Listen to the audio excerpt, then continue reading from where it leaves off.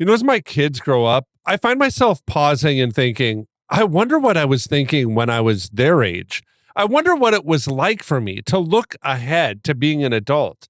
Sometimes I remember feeling just kind of stressed out, feeling like I couldn't manage things like a mortgage or car payment or understanding what insurance is. And sometimes I stop and think back to the little steps that I ended up taking along the way, different people that spoke into my life, and different research that I found myself doing. It was part of growing up. And it makes me wonder right now, do our kids have spaces to kind of grow up, to have opportunities to maybe try something out and have somebody give insights into them, have them fail at different things? Or is the culture right now just a place where youth are not welcome? That's what we're going to talk about today in the Celebrate Kids podcast in this daily segment, Facing the Dark. I think sometimes for parents, we can kind of find ourselves in dark places, thinking, how in the world is our 16-year-old or 17-year-old or 18-year-old going to ever grow up? Do they have a place where they can practice or kind of exercise being an adult? Dr. Kathy has some important insights, and we're going to turn to her now. Don't be afraid of the dark. Be careful with stars. Not every light is gonna guide you, baby.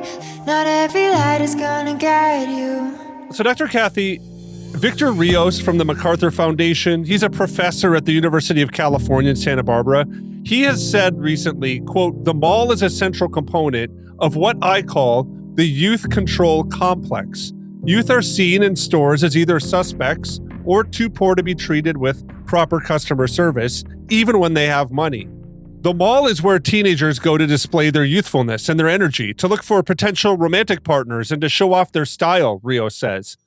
He goes on to say, quote, "They have this flourishing of themselves as human beings, and you can imagine them walking into the mall with a little group of people where a security guard stops them, searches them, and humiliates them. They're being socialized to have this idea that you don't belong in this place," end quote.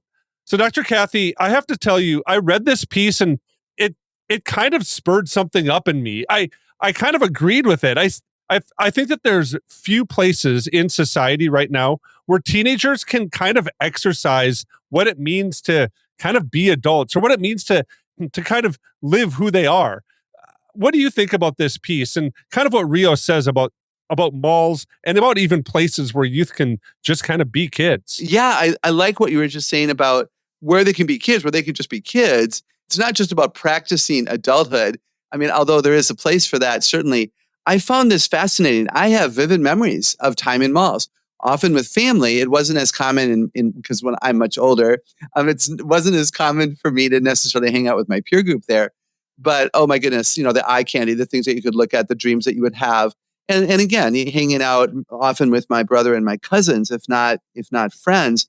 And yeah, what messages are they getting from the way that they're being treated is interesting. And I wonder, Wayne, if strip malls are a part of this. Like where I live, the malls are dying. There just aren't very many big malls anymore, but there's lots and lots of what we would call the strip malls, where there's 20 cafes and shops and patio restaurants. And I think that's where a lot of our young people hang out. They're going to Starbucks. I don't even like mentioning the name of that. They go to coffee shops. And is that their mall experience? I wonder. Yeah, Dr. Kathy, I wonder too. And I thought it was kind of interesting that you said you don't really like that phrase, kind of practice being adults. And then we think of these different places where youth often are. And sometimes their kind of social gathering places end up being inside of digital spaces, right? That's really the spaces where, as society and culture, we've kind of said that's where you can kind of be. But to come into a place like a mall or even into Starbucks, sometimes they're kind of looked down on. What do you think of that idea? I'd like to hear you kind of comment on that. Why don't you like that phrase, practice being adults? And then what do you think of like spaces would be for young people to kind of be young people? What does that look like? Yeah, I guess I don't like the phrase practice being adults, because we shouldn't have to practice that. Adulthood follows childhood. Tomorrow comes after today, 12th grade after 11th grade. This is the way it works. And if we're parenting well and we're educating well, then they'll be adults, because it's the next thing that happens. They develop independence from this age to that age, et cetera, et cetera. And the other reason I don't like the phrase practice being adults is because being a teenager in and of itself is something. And there's value in that part of life. This is where we do learn a growing independence. Our dependence upon adult authority begins to shift and change, and we're often allowed to have more independent ideas that we don't necessarily have to always defend. So I am intrigued by that. What do I think about spaces for teenagers? Colorful, a variety. I believe in the 8 smarts. So I'd like to see places that acknowledge the way different people are. There are introverted teenagers who want more quiet, extroverted teenagers. There are artistic ones who would love a big piece of paper on the wall that they can just contribute to. And there are, logic smart teenagers who would love to build Legos together. So can't you just imagine a spot, a coffee shop, if you will, or just a place where there's just tons of stations where young people can go to and hang out with people like them and have experiences that give them something to talk about. Yeah, I love that. I love that idea of kind of having a space where the 8 smarts are kind of maybe explored a little bit. And I think that's an interesting idea when we think about different places and spaces inside of our world. I think of even places like churches, right? Like James K. Smith is a popular name inside of some worldview circles. He actually wrote a book on this idea that the shopping mall is kind of a place where we could understand what worship looks like. And he kind of highlights that there's just so much variety in different areas where we can kind of find ourselves exploring and creating and understanding different realities inside of the world. It's kind of an interesting illustration that he gives. But I've looked at that then kind of in light of that, I've looked at that inside of my own church. That really my own church is kind of set up to be a place where, I don't know what I would say. It's like the logic smart people only were allowed to create this space, right? And so everything has to follow this pattern and it's neatly and orderly organized, right? And it's almost not a place where we can kind of maybe be expressive or be creative or, have different kind of things within nature or different dynamics inside of that. What would a place look like if parents were going to kind of, or even those that care for kids, going to really establish a place where, I don't know if it would have the Kathy Cook seal of approval for the 8 great smarts, Yeah. right? What would that place kind of look like? What would be some things that you think would highlight a space where, youth or kids, or I would even say maybe even adults could understand more how they're wired, designed, and really kind of fulfilled in living out God's design inside of them? It's interesting because wouldn't it be great if this was a family-centered place? So the earlier example, we're kind of thinking all the teenagers, nothing wrong with that. But what if it was mom and dad and, the kids hanging out together? So, we'd have books, we'd have crafts, we'd have building supplies, we'd have scientific experiments that are safe to do, indoors. I don't need to give you examples. There'd be music, there would be nature, so a growing station perhaps. And then, people smart would be, hanging out together and discussing something, solving a world's problem, in 10 minutes or less. And, self-smart people might not ever come to a place like this, but all of us are all age. So the kids and the young adults who are also self-smart, they're going to want more quiet. So maybe there's a place that's cornered off a bit. Maybe there's some partitions of sorts, and they have a bit more space and privacy. So just a variety, right? And also who's ever the lead here, whoever is walking around making sure everything's okay, we don't make anybody go to another station. Hey, you've been at the jigsaw puzzle a long time. Why don't you go somewhere else?